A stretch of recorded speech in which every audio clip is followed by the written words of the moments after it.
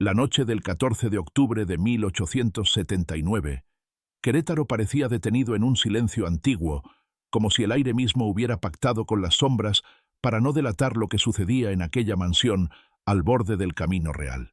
Los caballos, atados frente a las casas coloniales, se agitaban inquietos mientras una niebla espesa descendía desde el cerro. Nadie en el pueblo se atrevía a caminar más allá de la plaza después del toque de campanas, pues incluso los niños sabían que en esa colina vivían los de la Vega, una familia de poder intocable y secretos oscuros. La propiedad, conocida como la Estancia Mayor, se erguía sobre altos muros de piedra cubierta de hiedra. Sus ventanas permanecían siempre cerradas, incluso en los días de calor sofocante. Los pocos que habían trabajado allí contaban historias en voz baja, aunque siempre se detenían antes de llegar al final. Esa noche, sin embargo, algo cambió. Un viajero que había perdido el rumbo juró, años más tarde, que vio desde la vereda un destello de luz proveniente del sótano de la mansión. Lo describió como un farol tembloroso, como si alguien se moviera con prisa. A la mañana siguiente, una carta llegó a la parroquia del pueblo, solicitando al padre Ignacio que acudiera de inmediato a confesar a una mujer moribunda. El sacerdote, acostumbrado a los llamados urgentes, cabalgó hasta la hacienda sin imaginar que sería testigo del principio de una historia que mancharía generaciones enteras. Los registros oficiales de esa visita fueron escuetos.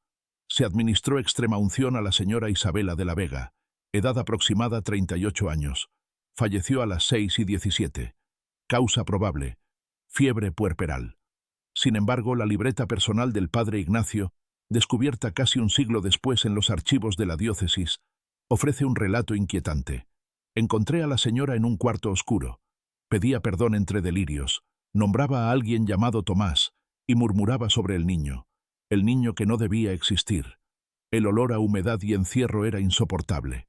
Durante décadas, la muerte de Isabela se consideró un episodio más de las tragedias comunes de la época. Partos complicados, enfermedades sin remedio, familias que enterraban a sus muertos en panteones privados. Pero en 1912, tras la Revolución, un juez federal ordenó inventariar todas las propiedades de la región. Entre los documentos encontrados en la Estancia Mayor había un plano de la casa con un detalle singular, una sección subterránea que no aparecía en los registros oficiales, marcada solo con una palabra: retiro. Los albañiles enviados para revisar la estructura aseguraron que esa parte del sótano estaba sellada con gruesas planchas de hierro y un candado antiguo. El informe de los ingenieros, archivado en la Secretaría de Gobernación, menciona que la humedad es extrema, el olor es fétido, como si animales hubieran muerto ahí hace años. Se recomienda no abrir la sección sin equipo especializado. Sin embargo, por razones nunca aclaradas, la orden de exploración fue suspendida y el expediente archivado como no prioritario. Los pobladores, que nunca ignoraron las historias, comenzaron a relacionar ese hallazgo con las antiguas habladurías, que los de la Vega habían escondido a alguien en ese sótano, que Isabela no había muerto de fiebre, sino de desesperación. Un anciano del pueblo, entrevistado en 1953, dijo ante una cámara de la naciente televisión mexicana: «Cuando yo era niño, mi padre nos llevaba por el camino de atrás para no pasar frente a esa casa. Decía que ahí lloraba un ángel caído, que sus ojos brillaban en la oscuridad como los de un gato. Mi madre se santiguaba cada vez que escuchábamos un ruido desde ahí». El hombre murió pocos meses después de dar su testimonio. Ese tipo de relatos, considerados supersticiones campesinas, fueron ignorados hasta que, en 1970, un grupo de estudiantes de historia local consiguió acceso al archivo municipal y encontró una serie de cartas fechadas entre 1878 y 1882. En ellas, el administrador de la hacienda se comunicaba con médicos de la Ciudad de México para solicitar medicamentos sedantes y herramientas de confinamiento. El tono frío y administrativo contrastaba con las notas al margen, escritas con otra caligrafía. Asegúrese de que el niño no sea visto. Nadie debe saber. Las cartas no mencionaban un nombre, solo la inicial T. La teoría que surgió entonces fue que Isabela había tenido un hijo ilegítimo y que, para proteger la reputación de la familia, lo mantuvieron oculto. Sin embargo, los vecinos insistían en que el niño no era ilegítimo, sino producto de algo más oscuro, un incesto cuidadosamente encubierto por generaciones de poder y dinero. El misterio parecía destinado al olvido, hasta que en 1994, durante una restauración parcial de la mansión, ya abandonada, los obreros hallaron bajo una losa un anillo de oro grabado con las iniciales T.D. Whippe. Junto al anillo había un mechón de cabello negro envuelto en un pañuelo bordado con sangre seca. El hallazgo nunca fue reportado oficialmente. La empresa constructora prefirió callar, temiendo publicidad negativa. Pero un trabajador guardó el pañuelo y lo mostró años después a un periodista local. Ese periodista, Miguel Esparza, sería el primero en vincular todas estas piezas dispersas: los documentos sellados, las cartas, el plano del sótano y las historias del niño oculto. Su investigación, publicada en 2001, comenzó con una frase que aún hoy se recuerda en Querétaro: si usted pasa frente a la estancia mayor y siente frío, no es el viento, es la memoria de quien nunca salió de ese sótano. A partir de entonces, la estancia mayor dejó de ser solo una ruina histórica y se convirtió en una obsesión para investigadores, curiosos y turistas. Nadie había logrado entrar al sótano sellado, pero las leyendas crecían cada año. Algunos aseguraban haber visto luces en las ventanas tapiadas, otros juraban escuchar un llanto infantil entre las ráfagas de viento. La policía municipal desestimaba estas denuncias, aunque los patrullajes nocturnos se intensificaron después de que dos jóvenes desaparecieron en 2003 mientras exploraban el lugar. Sus cuerpos nunca fueron encontrados. Hoy, más de un siglo después de aquella noche de octubre, la mansión sigue en pie, cubierta de maleza, sus muros desgastados por el tiempo y el abandono. Nadie ha podido explicar por qué, en las madrugadas más frías, se percibe un olor penetrante a humedad y hierro oxidado en los alrededores. Los más supersticiosos dicen que es el aliento del sótano, esperando que alguien se atreva a abrirlo. Los registros parroquiales de Querétaro, conservados en el archivo diocesano, muestran un vacío intrigante entre los años 1875 y 1882. Durante ese periodo, las partidas de nacimiento de la familia de la Vega aparecen incompletas, algunas con nombres tachados y otras con anotaciones crípticas: ilegible, fuera de registro, reservado. Para los historiadores, estas irregularidades son indicios de una manipulación deliberada, ya que el resto de los documentos de la época permanecen en orden impecable. En las actas de matrimonio y de función, la familia mantiene una apariencia de normalidad: banquetes, viajes a la capital, relaciones con otras familias influyentes. Pero al revisar las páginas dedicadas a los bautismos, surge un patrón perturbador: 3 hijos registrados oficialmente entre 1870 y 1878, y luego un silencio absoluto, como si nadie más hubiera nacido en esa mansión. Sin embargo, en una hoja suelta, descolorida y casi ilegible, aparece una nota marginal: hijo varón, nacido en circunstancias privadas. Se pospone registro. No se menciona nombre, fecha exacta ni padrinos. Lo más extraño es que la anotación está firmada por un escribano eclesiástico distinto al habitual, lo que sugiere que se trató de un trámite excepcional. Este documento, encontrado por casualidad en 1968 por un seminarista, fue inicialmente descartado como error administrativo, hasta que la prensa local lo relacionó con las leyendas del niño oculto. Las irregularidades no terminan ahí. En otro tomo, fechado en 1880, se halla una entrada aparentemente rutinaria: una donación generosa hecha por la familia de la Vega para la restauración de la iglesia de San Francisco.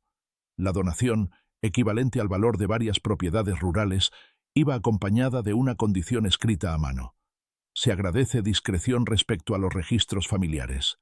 La cláusula es tan directa que parece una advertencia velada. Décadas más tarde, cuando investigadores revisaron estos libros con tecnología de análisis forense, descubrieron marcas de borrado químico en varias páginas. Los restauradores concluyeron que alguien usó ácidos suaves para alterar nombres y fechas sin destruir completamente el papel. Este método era común entre notarios corruptos de finales del siglo XIX, pero poco habitual en archivos eclesiásticos, lo que sugiere una intervención de alto nivel. El historiador Luis Hernández, especialista en genealogías del Bajío, escribió en 1987: «No se trata de simples errores clericales. Hay una intencionalidad clara de borrar rastros. Los de la Vega mantenían vínculos con el gobierno y con la Iglesia. Lo que fuera que intentaban ocultar debía ser lo suficientemente grave como para arriesgarse a modificar documentos sagrados». Los rumores en el pueblo coincidían con esas anomalías.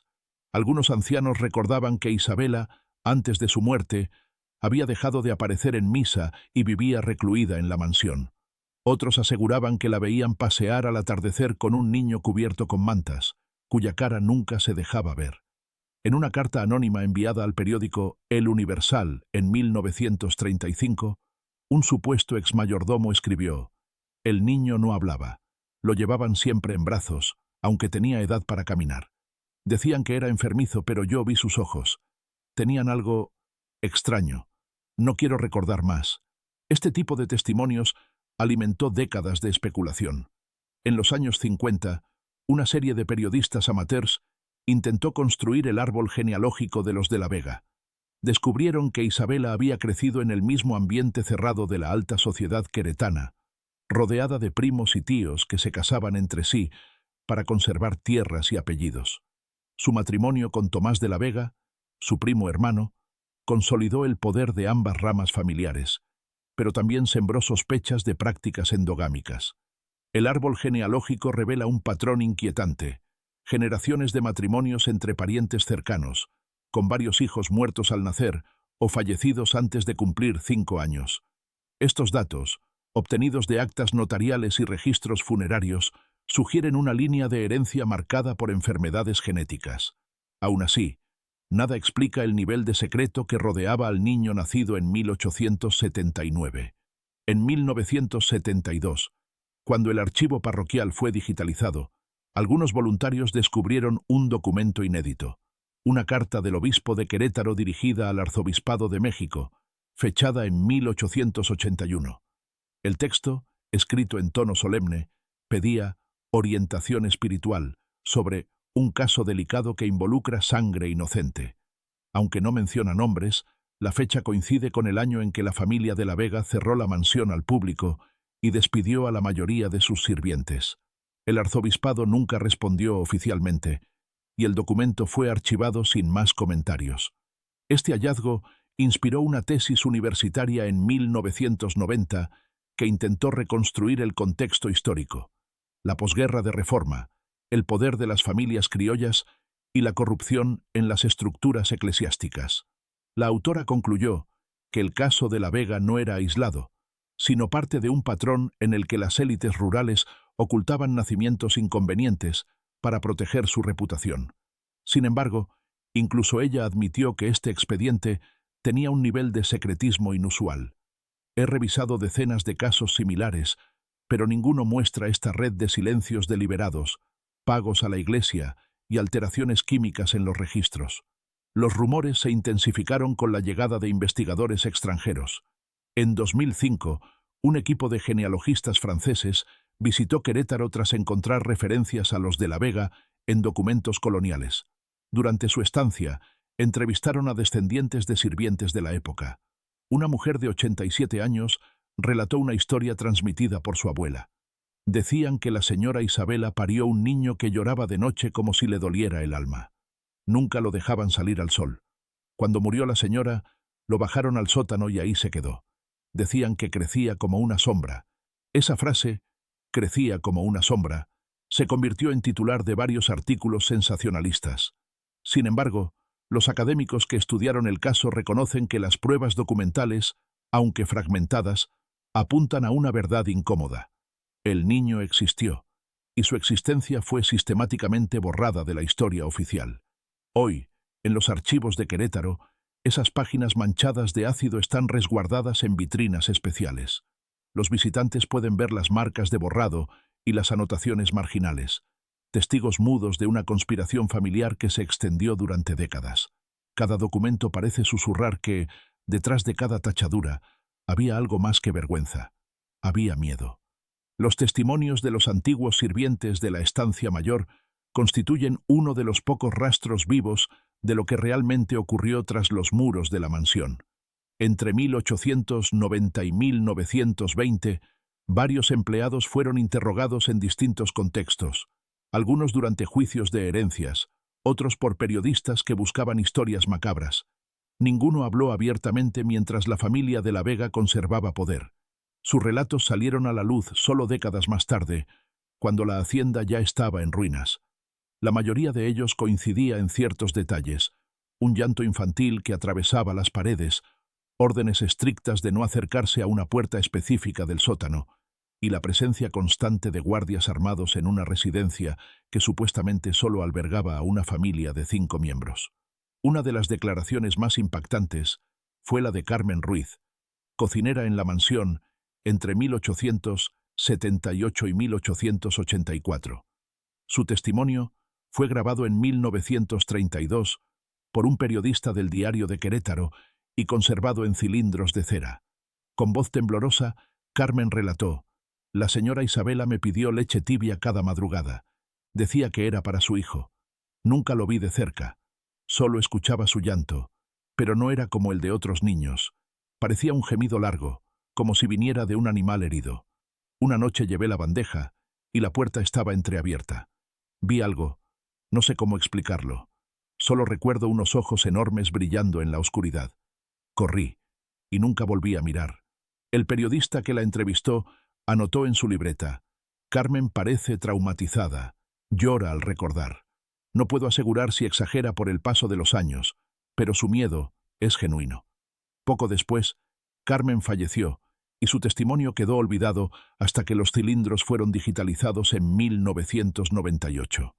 Otro sirviente, Julián Ortega, jardinero de la hacienda, ofreció su versión en una carta enviada al gobierno revolucionario en 1915. Ortega denunciaba abusos laborales y describía extraños sucesos. Había un cuarto en el sótano al que nadie podía entrar.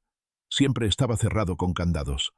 A veces, cuando regaba las plantas cerca de la entrada, escuchaba golpes leves, como si alguien rascara desde dentro. Los patrones nos decían que eran ratas, pero yo no conozco ratas que lloren como niños. Su carta nunca recibió respuesta. Sin embargo, décadas después se halló en los archivos militares y fue incluida en un informe histórico. Los descendientes de algunos sirvientes continuaron transmitiendo estas historias como advertencias. En los barrios cercanos a la hacienda, las madres decían a sus hijos: «No te acerques a la colina, porque ahí guardan a los niños que no obedecen». Lo que comenzó como una leyenda infantil tenía un núcleo de verdad que persistía entre generaciones. El investigador Miguel Esparza, el mismo que en 2001 publicó la primera gran investigación sobre el caso, entrevistó a la nieta de Julián Ortega. Ella recordó que su abuelo solía despertarse gritando en las noches: los ojos en la oscuridad». Según ella, jamás quiso contar lo que había visto, pero prohibió a su familia acercarse a la hacienda, incluso después de que ésta fuera abandonada. Las entrevistas con exsirvientes muestran un patrón claro de silencio impuesto por miedo. Varios mencionaron que los de la Vega pagaban salarios altos en comparación con otras familias de la región, pero también imponían cláusulas estrictas de confidencialidad. Una mujer llamada Francisca Torres, que trabajó como doncella, relató en una entrevista grabada en 1941: «Firmamos papeles que decían que no podíamos hablar de lo que pasará en la casa. Nunca los leímos bien. Cuando murió la señora Isabela, hubo una reunión secreta.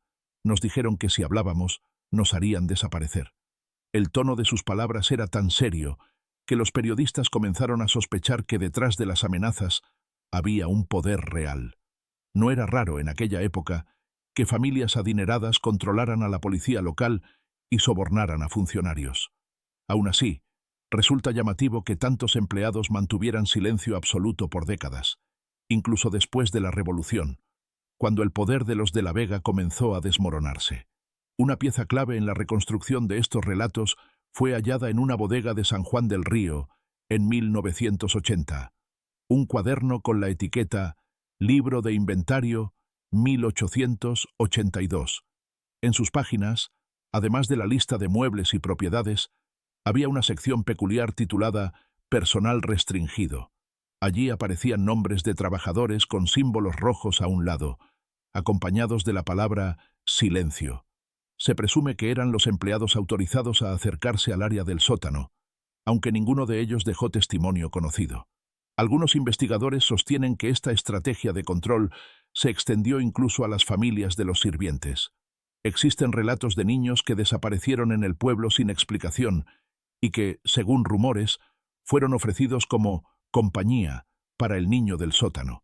Aunque estas versiones carecen de pruebas sólidas, forman parte de la tradición oral que rodea la historia. Un anciano entrevistado en 1975 aseguró: «Mi tío decía que un primo nuestro fue llevado a trabajar allá con 8 años y nunca regresó. Nadie se atrevió a preguntar». Con el paso de los años, estas voces fragmentadas comenzaron a conformar una narrativa coherente. La familia de la Vega había mantenido a un niño oculto en condiciones inhumanas, y el personal doméstico estaba obligado a colaborar o callar. Lo más inquietante es que todos los testimonios coinciden en describir al niño de manera extraña. Ojos desproporcionadamente grandes, movimientos torpes, silencio absoluto. No era solo un niño enfermo, era algo que inspiraba miedo, incluso en quienes estaban acostumbrados a obedecer órdenes sin cuestionar. En 2010, cuando un equipo documentalista recopiló estas entrevistas, un especialista en criminología señaló que el nivel de terror expresado por los ex-sirvientes era inusual.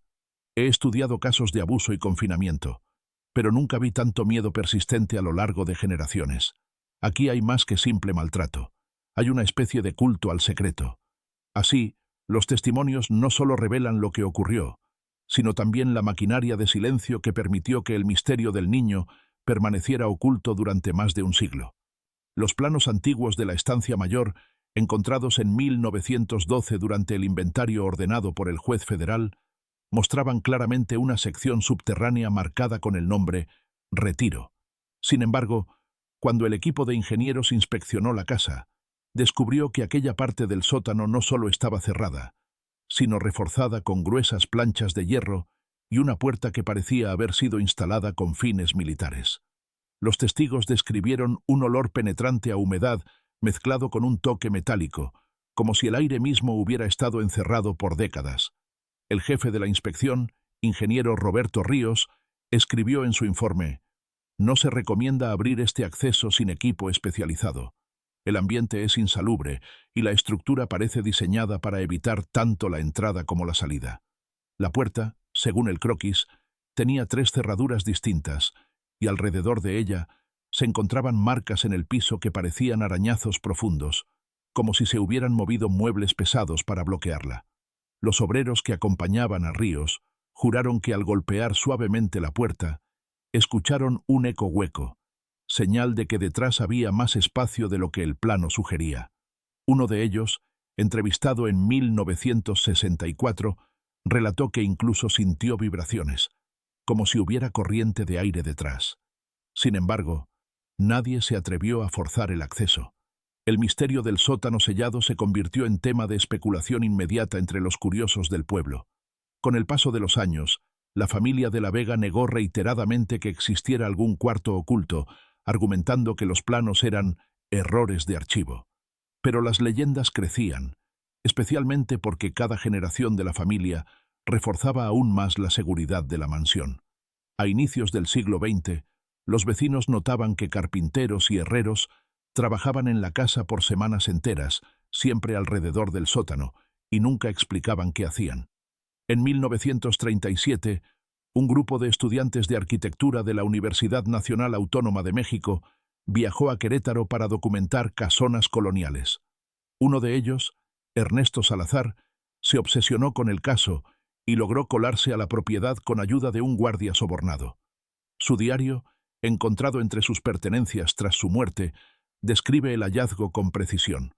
La puerta es imponente, de hierro forjado, y parece haber sido diseñada por alguien que temía algo más que ladrones. Los pasadores son internos, como si quisieran encerrar algo dentro. Pegué mi oído y sentí una corriente de aire frío. No había sonido, solo un silencio tan pesado que me dolieron los huesos. Salazar nunca volvió a hablar del tema en público, y su diario fue publicado de manera póstuma en una revista universitaria. Para entonces, la estancia mayor ya estaba en ruinas y había pasado a manos del gobierno estatal, que planeaba convertirla en museo.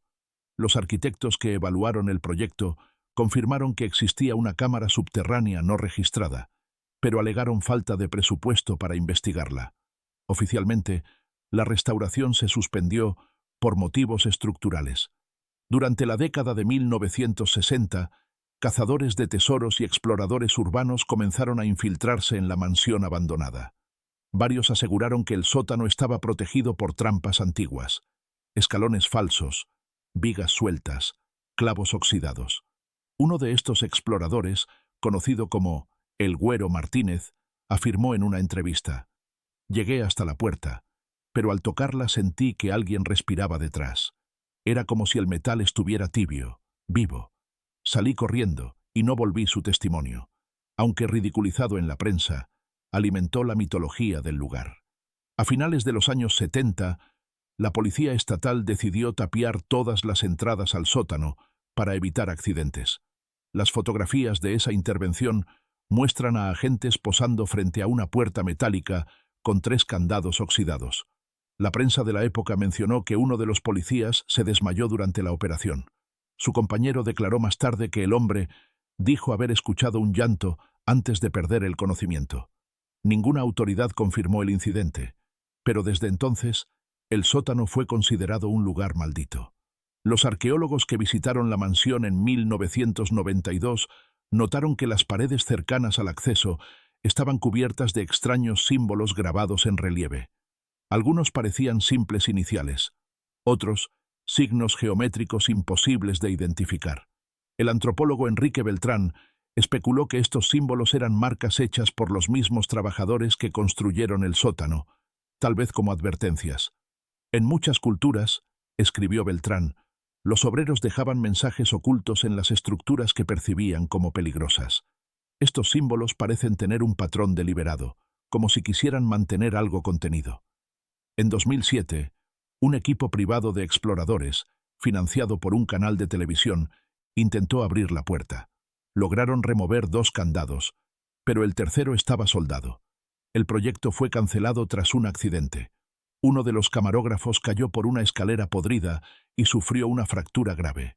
Las imágenes grabadas muestran claramente el sótano tapiado, cubierto de polvo y óxido, como si el tiempo mismo se hubiera detenido allí. A pesar de estas exploraciones fallidas, el mito del cuarto sellado sigue vivo. Hoy, los muros de la estancia mayor están cubiertos de grafitis, pero la puerta permanece intacta. Algunos vecinos aseguran que, en noches de tormenta, el metal emite un sonido hueco, un golpeteo irregular que podría ser producto del viento, o de algo más. El periodista Miguel Esparza, que continúa investigando el caso, resumió así su impresión tras visitar el sitio en 2018. Hay lugares que parecen respirar. Este sótano no es solo un espacio cerrado, es un secreto vivo, una cápsula de miedo que sigue latiendo bajo tierra. Cada intento de abrir la puerta ha fracasado, y cada fracaso refuerza la idea de que lo que hay detrás no debe ser revelado. Mientras tanto, la mansión sigue en pie, como una carcasa vacía que custodia algo demasiado oscuro para ver la luz. Los diarios de Isabela de la Vega, hallados en 1978 en una caja de madera escondida bajo el altar privado de la mansión, ofrecen un vistazo perturbador a la mente de una mujer atrapada por su linaje. Las libretas, cubiertas con cuero desgastado y letras doradas casi borradas, contenían entradas meticulosas que datan de 1874 a 1879. Cada página estaba escrita con caligrafía firme, a menudo adornada con citas bíblicas y referencias a la pureza de la sangre. Lo que al principio parecía el diario de una dama aristocrática obsesionada con las apariencias, pronto se reveló como un registro de desesperación y culpa. En una de las primeras entradas, Isabela describe su embarazo con tono solemne. La familia se regocija, pues este niño será el garante de nuestro nombre. Tomás insiste en que todo quede en discreción. No desea visitas ni médicos externos. La tranquilidad es esencial. A medida que pasan las semanas, el tono cambia. En abril de 1879, escribe: «Los sueños me atormentan. Veo ojos enormes en la oscuridad, y siento que este hijo no será como los otros. Rezo, Pero el silencio de Dios es insoportable. Lo más inquietante es que a partir de junio de ese año, Isabela deja de referirse al niño como hijo y comienza a llamarlo el pequeño ángel, o simplemente él. En una entrada fechada el 7 de agosto, anota: no abre la boca para llorar, solo nos mira. Tomás ordenó que nadie más lo vea. Lo llevan abajo, donde el aire es frío. Mi corazón se quiebra, pero obedezco. Los diarios no solo documentan el nacimiento del niño, sino también el deterioro mental de Isabela. Sus frases se vuelven erráticas. Páginas enteras repiten palabras como silencio, pureza y perdón. En la última libreta, fechada apenas días antes de su muerte, escribió con tinta roja: no debimos unirnos.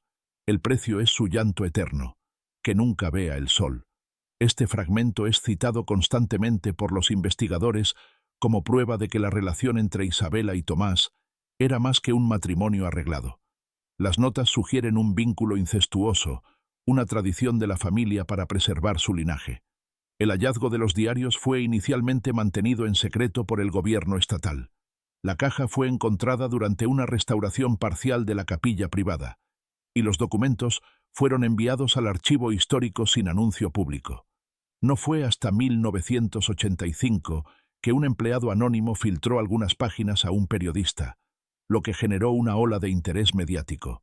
Los diarios completos fueron finalmente exhibidos en 1999, protegidos tras cristales, y atrajeron a cientos de visitantes morbosos.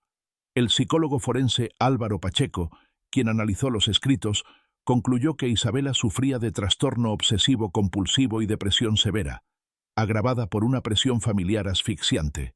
Sin embargo, lo que más llamó su atención fueron las descripciones físicas del niño: ojos que brillaban incluso en penumbra, piel tan pálida que parecía traslúcida, y manos frías, siempre frías. Para Pacheco, estos detalles no eran simples metáforas, sino signos de una anomalía congénita grave, quizá producto de generaciones de endogamia.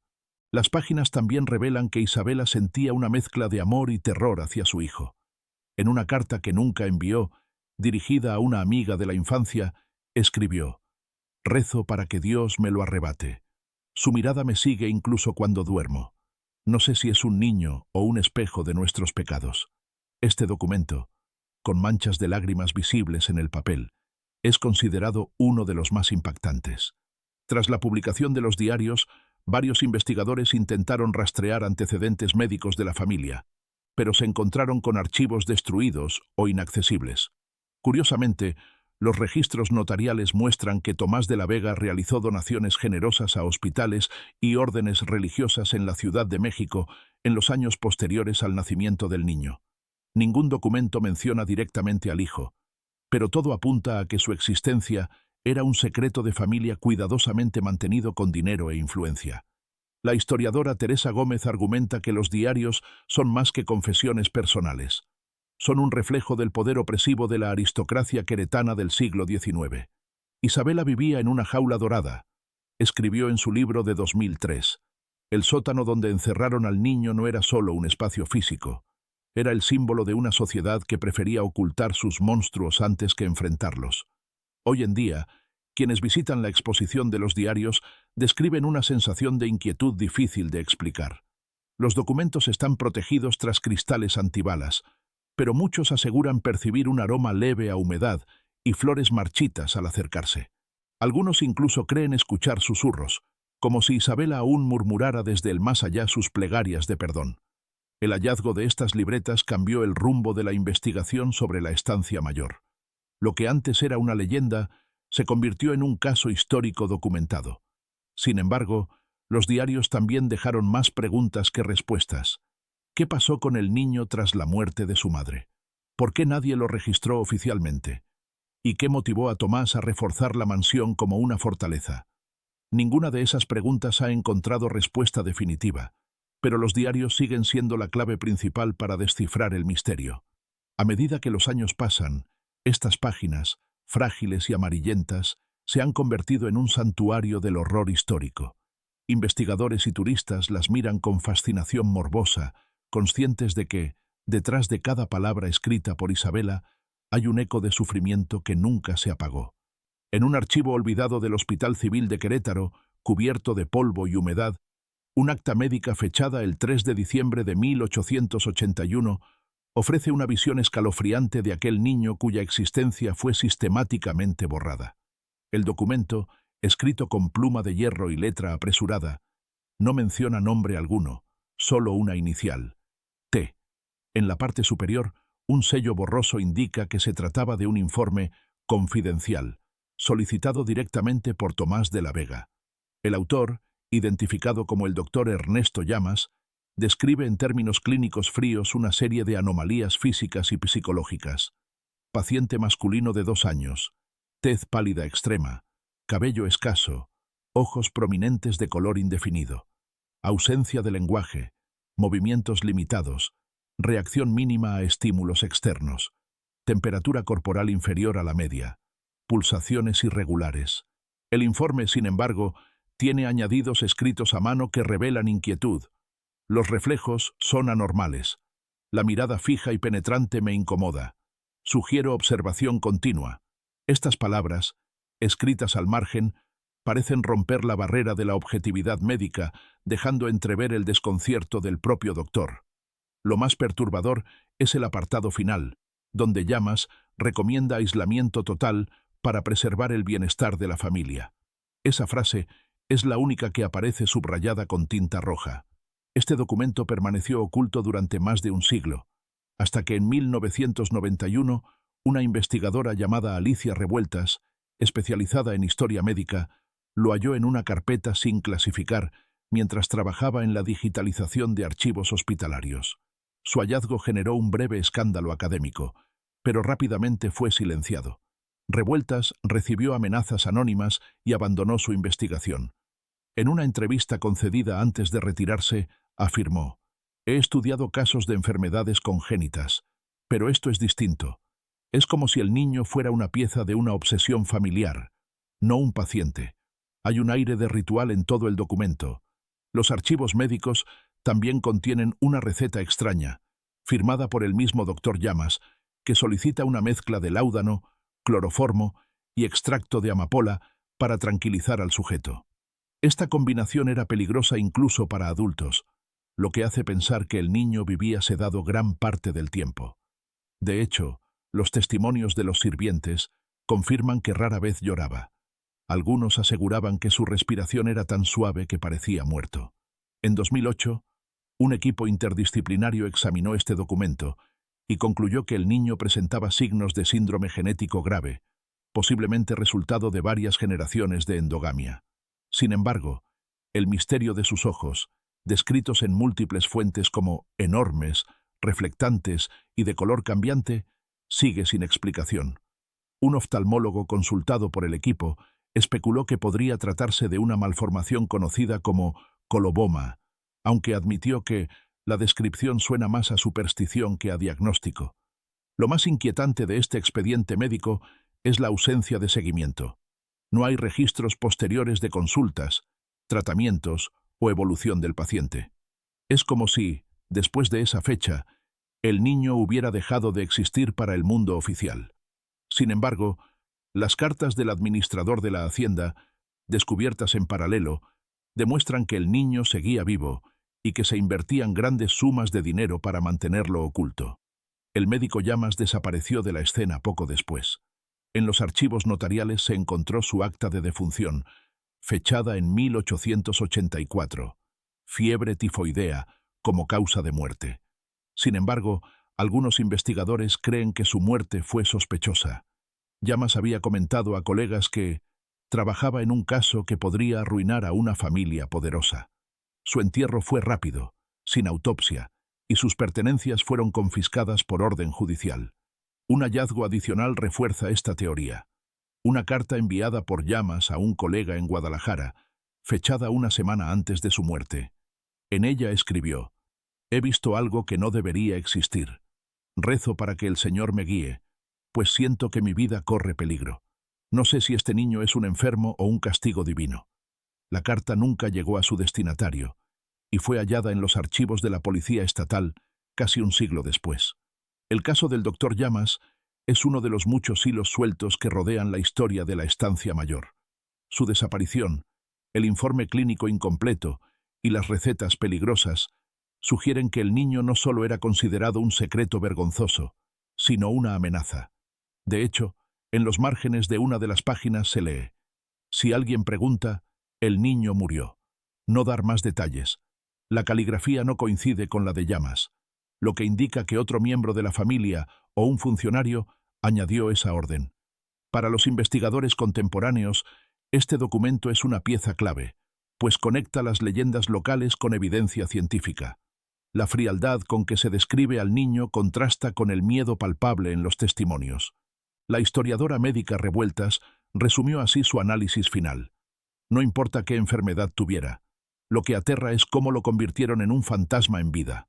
Lo negaron ante el mundo y lo encerraron como si fuera un monstruo, cuando era apenas un niño. Hoy, el acta médica se conserva en una bóveda climatizada del Archivo Histórico de Querétaro.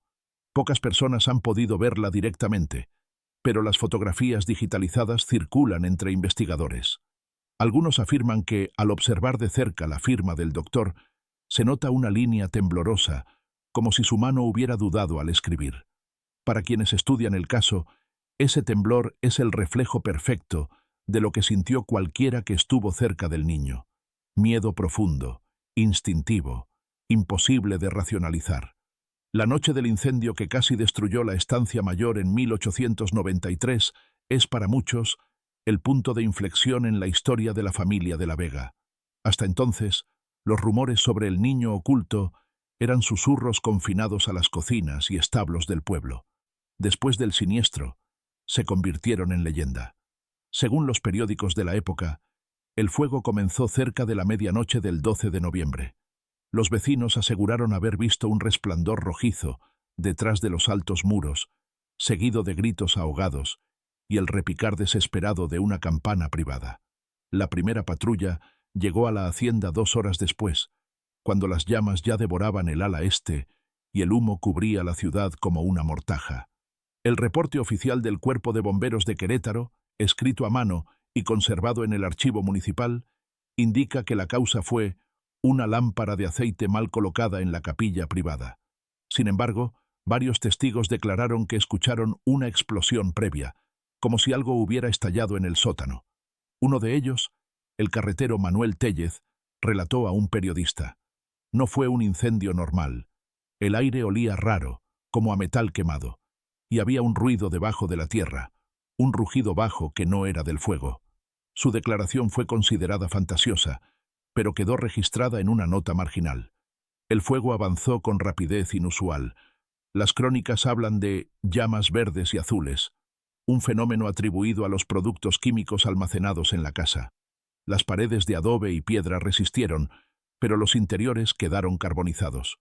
Los bomberos lograron rescatar a algunos sirvientes y al propio Tomás de la Vega, quien, según se documentó, presentaba quemaduras leves y un estado de shock profundo. Lo más extraño fue que ninguno de los rescatados mencionó al niño. Ninguno preguntó por él. En el sótano, las llamas parecían haber tenido un comportamiento errático. Fotografías tomadas por el fotógrafo municipal, algunas de las primeras imágenes de un siniestro en Querétaro, muestran paredes ennegrecidas, pero intactas, alrededor de una puerta metálica cerrada. El fuego no logró penetrar esa sección. Parecía que el propio sótano estaba diseñado para resistir catástrofes. Un inspector escribió en su informe: la estructura subterránea permanece sin daño visible. El calor no afectó la puerta. El material no corresponde a hierro común. Esta frase generó especulación sobre la naturaleza del metal utilizado, aunque nunca se investigó a fondo. El acta de defunción de Isabela había sido emitida 14 años antes, pero durante el incendio se encontraron retratos suyos colgados en todas las habitaciones, rodeados de velas consumidas. Algunos reportes mencionan que Tomás gritaba su nombre mientras intentaba salvar documentos de un escritorio. En ese escritorio, hallado parcialmente calcinado, los investigadores encontraron fragmentos de cartas con frases enigmáticas: «Él no puede salir», «El precio está pagado», y «Que nadie lo vea». Estas cartas desaparecieron misteriosamente del archivo en los años siguientes, aunque copias fotográficas se conservan en colecciones privadas. Varios de los rescatistas declararon haber escuchado ruidos extraños durante la noche. Uno de ellos, identificado como Pedro Domínguez, dijo en una entrevista décadas más tarde: «Mientras apagábamos el fuego, escuché golpes detrás de la puerta del sótano. No eran golpes de objetos, eran como puños pequeños. Llamé a un compañero, pero él no quiso acercarse. Me dijo que nos prohibieron abrir esa puerta. Domínguez, que en ese entonces tenía 19 años, aseguró que nunca olvidó ese sonido. Eran golpes lentos, desesperados, como si alguien supiera que lo estábamos dejando ahí. El incendio mató a 3 personas, 2 sirvientes y un guardia, cuyos cuerpos fueron encontrados en el corredor que llevaba al sótano. La prensa describió sus rostros deformados por el horror más que por el fuego, lo que alimentó rumores de que habían visto algo antes de morir. A pesar de la magnitud de la tragedia, el caso no tuvo consecuencias legales. El informe final lo clasificó como accidente doméstico y la familia recibió indemnización del gobierno estatal. Tras el siniestro, Tomás de la Vega se convirtió en un recluso. Cerró la mansión al público, despidió a casi todo el personal y mandó reconstruir solo las secciones esenciales. Curiosamente, el sótano sellado fue reforzado una vez más. Documentos notariales de 1894 muestran facturas por trabajos de herrería avanzada y materiales importados. Ninguna otra residencia en Querétaro utilizaba ese tipo de seguridad para simples bodegas. Los rumores en el pueblo se intensificaron. Algunos decían que el fuego fue un intento de acabar con el niño, que Tomás había decidido destruir el sótano para librarse del secreto. Otros creían que el niño provocó el incendio desde dentro. Estas versiones, imposibles de comprobar, pasaron de generación en generación, alimentadas por las historias de los sobrevivientes. En los años 60, cuando un grupo de estudiantes entrevistó a ancianos del pueblo, recogieron testimonios estremecedores. Una mujer llamada Doña Remedios, entonces de 92 años, afirmó: «Yo vi cómo sacaban cuerpos de la casa, pero también vi algo que nunca conté. Un hombre llevaba un bulto pequeño envuelto en mantas. Lloraba, pero el llanto no era de un bebé, era más profundo. Nadie pudo verificar sus palabras, pero el detalle del llanto profundo coincide con descripciones anteriores. El incendio dejó cicatrices visibles en la mansión, paredes ennegrecidas, techos derrumbados, habitaciones selladas, pero también dejó una cicatriz invisible en la memoria colectiva de Querétaro. Desde entonces, la estancia mayor dejó de ser símbolo de riqueza y se convirtió en un lugar temido. Los niños crecieron escuchando que allí había un demonio encerrado, y los adultos evitaban mencionar el nombre de la familia. Hoy, las marcas del fuego todavía son visibles en la fachada. Los visitantes aseguran que, al caminar por el pasillo que conduce al sótano, se percibe un olor extraño, mezcla de humo viejo y metal oxidado. Algunos lo describen como el aliento de lo que sigue ahí abajo. En 1956, durante una expedición fotográfica organizada por la Sociedad Histórica de Querétaro, un descubrimiento inesperado aportó nuevas piezas al rompecabezas de la estancia mayor. Mientras revisaban baúles olvidados en una de las habitaciones colapsadas tras el incendio, los exploradores hallaron un sobre con fotografías deterioradas.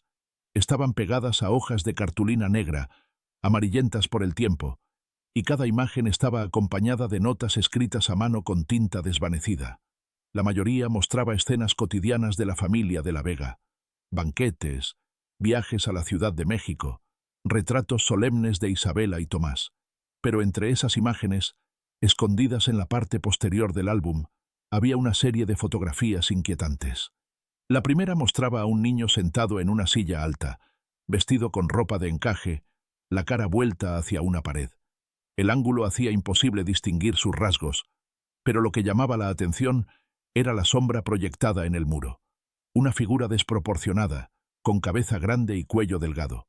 Otra fotografía, fechada un año después, mostraba al mismo niño, al menos así lo sugieren las notas, sentado en el suelo de una habitación vacía, con una manta sobre los hombros. Su rostro, parcialmente visible, parecía difuso, no por el daño de la imagen, sino porque estaba deliberadamente desenfocado. Los expertos que analizaron las fotos concluyeron que se trataba de una técnica deliberada. Alguien había ajustado la lente para que el niño aparecería siempre fuera de foco. Esta práctica era común en la fotografía del siglo XIX para ocultar imperfecciones o deformidades.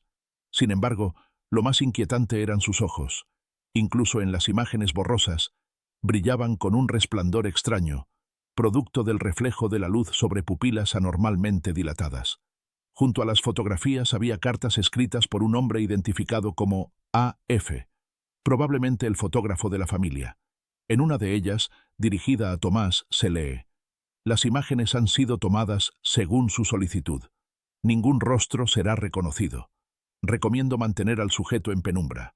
Esta frase reforzó la teoría de que la familia buscaba ocultar el aspecto del niño, incluso en sus archivos privados. El hallazgo de estas imágenes generó controversia. Algunos académicos argumentaron que eran simples retratos mal tomados. Otros vieron en ellas una evidencia directa de que el niño era percibido como un monstruo. En una entrevista televisiva en 1970, el fotógrafo y restaurador Mario Villaseñor afirmó: «El desenfoque no es accidental, es intencional, y muestra un miedo profundo. Nadie quiere recordar a alguien así, pero tampoco se atrevieron a destruir su imagen. Es como si quisieran dejar prueba de su existencia, pero solo como sombra».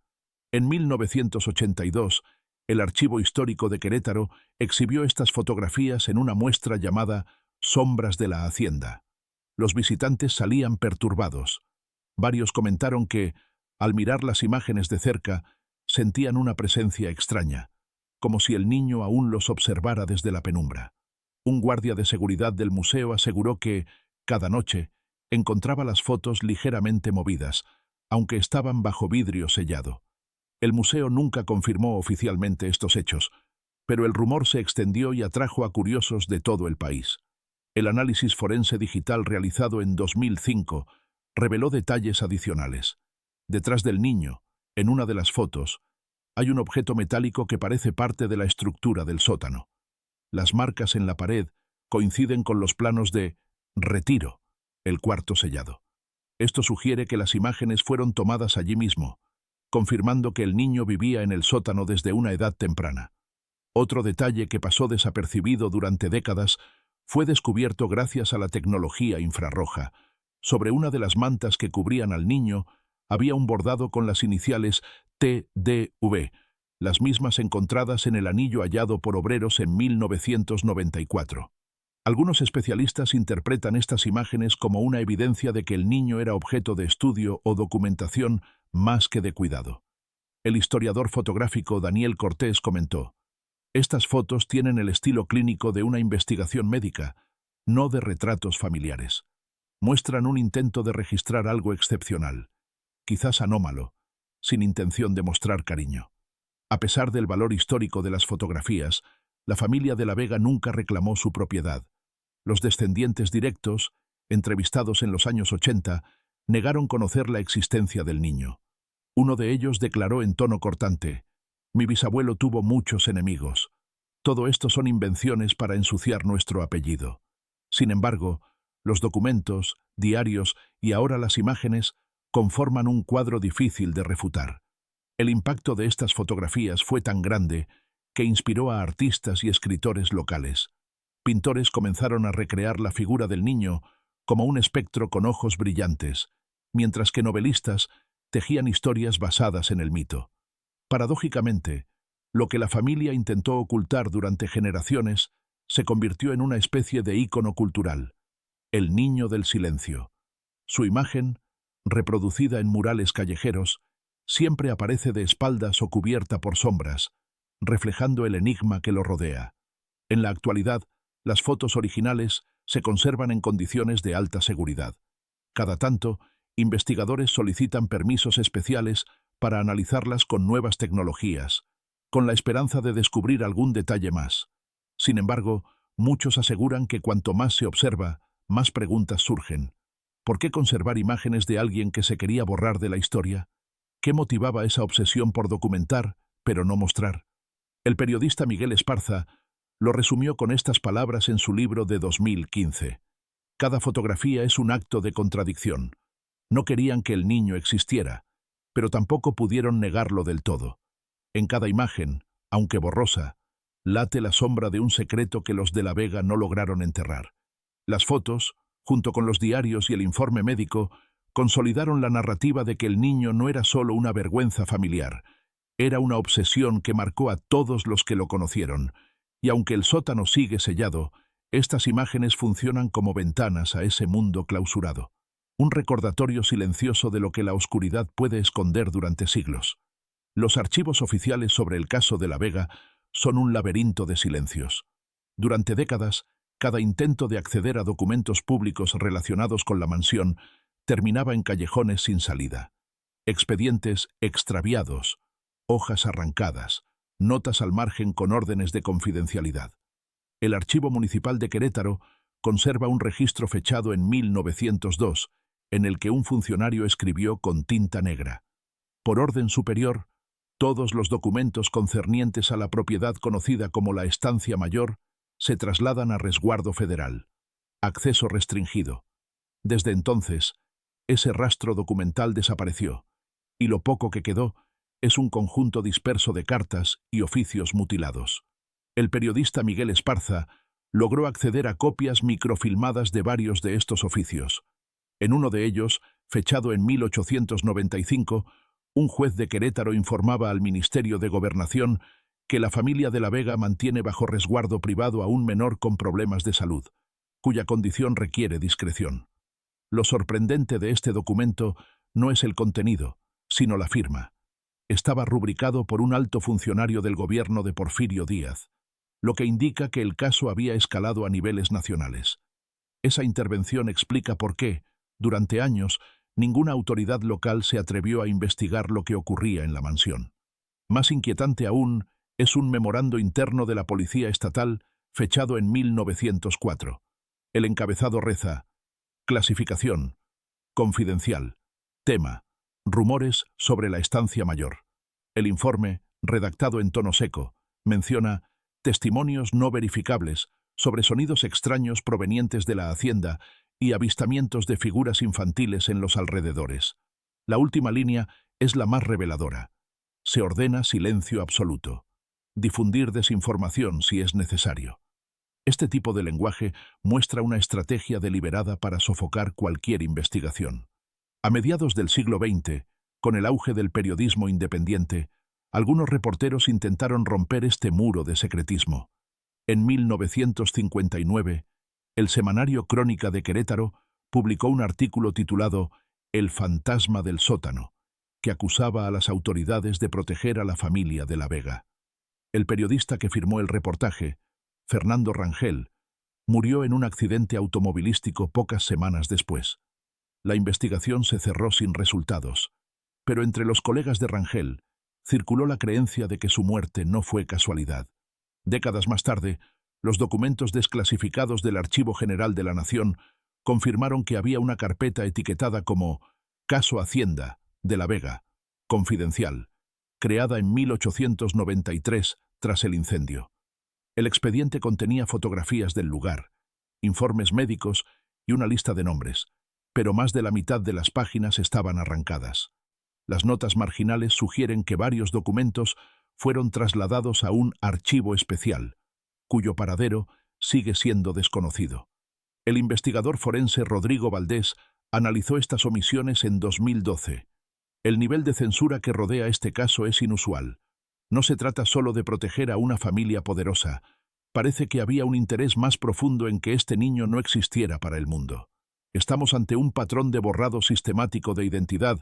En paralelo, se descubrió que varios empleados del gobierno de la época recibieron sobornos cuantiosos. Registros bancarios de 1896 muestran transferencias desde cuentas asociadas a la familia de la Vega hacia funcionarios de la policía y el juzgado local. Aunque estas pruebas no son concluyentes, coinciden con el periodo en que se reforzó el sótano y se ordenó a los vecinos no acercarse a la propiedad. Un testigo de la época, recogido en un testimonio oral en 1971, relató: la policía pasaba cada noche por la hacienda. Si alguien se acercaba, lo golpeaban. Era como si custodiaban una cárcel invisible. El patrón de silencio se mantuvo incluso después de que la familia perdió gran parte de su fortuna. En los años 30, Cuando la Revolución Mexicana había redistribuido tierras y propiedades, la estancia mayor pasó a manos del gobierno, pero nadie se atrevió a abrir el sótano. Los documentos de expropiación solo mencionan habitaciones selladas por motivos estructurales. Ni un solo funcionario firmó autorización para inspeccionar el lugar. En 1980, un grupo de legisladores locales intentó reabrir el caso. Presentaron una solicitud formal para investigar los archivos históricos, argumentando que la mansión era patrimonio cultural. Sin embargo, recibieron una carta anónima advirtiendo: «Hay secretos que deben permanecer enterrados». Poco después, la solicitud fue archivada sin explicación. Los medios apenas cubrieron el tema. En 2016, un periodista independiente llamado Juan Ramírez obtuvo acceso parcial a documentos digitalizados del Archivo General. En una conferencia universitaria, mostró una carta inédita, firmada por un comandante de la Policía Estatal en 1894, que decía: «El menor en cuestión no debe ser trasladado. Su confinamiento es necesario por razones que no pueden ser discutidas. Cualquier fuga de información será castigada». Esa frase, «razones que no pueden ser discutidas», se convirtió en tema de debate académico. Algunos sugieren que el niño presentaba malformaciones severas. Otros creen que se trataba de un caso de experimentación médica encubierta. Lo más perturbador es que, incluso en el siglo XXI, los documentos siguen protegidos. La burocracia mexicana conserva la carpeta Caso Hacienda de la Vega bajo clasificación especial, alegando que su contenido pone en riesgo la seguridad nacional. Esta decisión ha despertado sospechas. ¿Por qué un caso familiar de hace más de un siglo sigue siendo considerado una amenaza? Las pocas copias que circulan entre investigadores muestran tachaduras agresivas, nombres borrados, fechas alteradas, párrafos enteros en negro. Es como si alguien hubiera querido reescribir la historia para borrar no solo a un niño, sino todo lo que representaba. Para algunos historiadores, este nivel de censura sugiere que el misterio de la estancia mayor trasciende el ámbito familiar. Tal vez el niño no fue solo una vergüenza privada, sino la clave de un secreto más grande, demasiado incómodo para salir a la luz. Hoy, los archivos desclasificados son piezas incompletas de un rompecabezas que sigue sin resolverse. Cada documento confirma la existencia de un esfuerzo deliberado por silenciar la verdad. Y ese silencio, más que cualquier testimonio, es lo que mantiene vivo el mito. Algo tan terrible ocurrió en esa casa que más de 100 años después, el Estado mexicano aún teme que lo sepamos. Más de un siglo después, la estancia mayor sigue en pie como una carcasa vacía, un vestigio de piedra que se resiste a caer. Sus muros están cubiertos de grafitis, sus jardines devorados por maleza, y las ventanas tapiadas parecen ojos ciegos que, sin embargo, observan. Los vecinos del barrio de San Sebastián la evitan. Ni los niños juegan cerca, ni los ancianos pasean por sus alrededores. Los pocos curiosos que se atreven a acercarse aseguran que, incluso a plena luz del día, el aire se siente denso, cargado de humedad y óxido, como si el sótano respirara. En 2003, 2 jóvenes que exploraban la mansión desaparecieron sin dejar rastro. Sus mochilas fueron encontradas cerca del portón principal, pero no había huellas que indicaran por dónde habían entrado.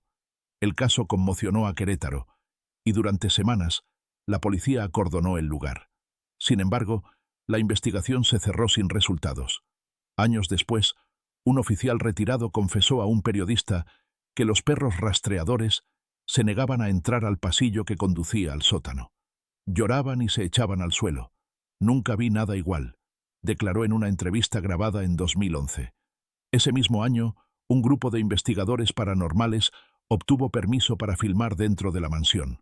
Las imágenes, difundidas en un documental, muestran objetos moviéndose sin explicación aparente, puertas que se cierran solas y un sonido extraño captado en el micrófono, un sollozo infantil que se repite en intervalos de 3 segundos.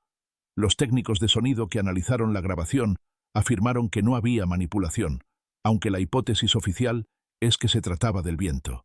A pesar de ello, la grabación se volvió viral y consolidó la fama de la casa como uno de los lugares más inquietantes de México.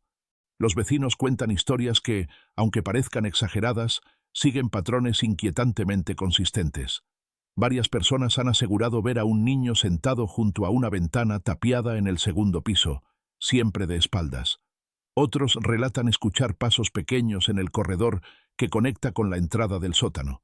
Pasos que se detienen de golpe cuando alguien enciende una linterna. El relato más estremecedor lo dio doña Celia, una anciana que vive frente a la mansión. Una noche escuché un llanto que venía del sótano. Era un llanto cansado, como si hubiera llorado toda la vida. Me asomé y vi una sombra, pequeña, encorvada. Cerré las cortinas y no volví a mirar. La atracción por el misterio ha convertido la mansión en un destino clandestino para exploradores urbanos. Algunos entran para grabar videos y obtener likes, otros por simple morbo. Sin embargo, varios han salido traumatizados. En 2019, un estudiante universitario fue encontrado inconsciente cerca de la puerta del sótano. Al despertar, no recordaba cómo había llegado allí, pero repetía una frase una y otra vez. Me vio y sonrió. Los médicos atribuyeron su estado a un ataque de pánico, pero desde entonces se niega a hablar del tema. El gobierno de Querétaro, presionado por las historias que circulan, ordenó tapiar nuevamente los accesos a la mansión en 2020. Sin embargo, las medidas no lograron frenar las visitas nocturnas. Los cazadores de fenómenos paranormales insisten en que las cámaras térmicas muestran presencias moviéndose alrededor del sótano, y algunos creen que el niño, si es que alguna vez existió, nunca murió. Para ellos, el sótano es un santuario de sufrimiento, y lo que allí habita es más que un espíritu. Es el eco de una historia que nunca se cerró. En 2022, un grupo de arqueólogos obtuvo permiso para hacer un estudio superficial del terreno. Encontraron restos óseos dispersos cerca del jardín trasero, huesos que, según los análisis, pertenecen a varios niños de entre 6 y 10 años. Ningún registro menciona entierros infantiles en esa propiedad. La noticia fue publicada en medios locales, pero el hallazgo fue rápidamente desmentido por las autoridades, alegando que los huesos provenían de un antiguo cementerio colonial. Sin embargo, las imágenes filtradas muestran restos con cortes limpios y señales de encierro prolongado, detalles imposibles de atribuir al siglo XVII. Estos hallazgos han reavivado la teoría de que el niño no estuvo solo.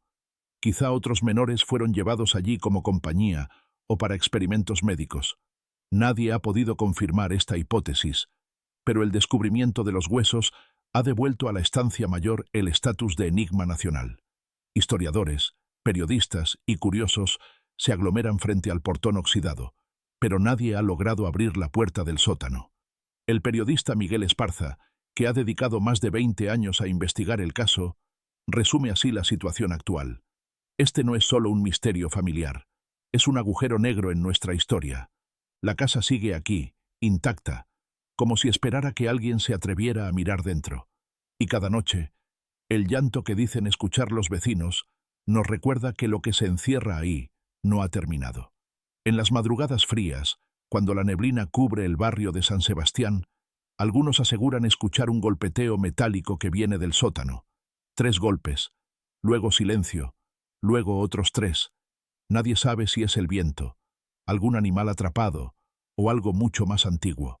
Lo cierto es que, más de 100 años después, la historia de la estancia mayor sigue viva, y mientras la puerta del sótano permanezca cerrada, el misterio seguirá creciendo, alimentado por el miedo y la imaginación colectiva.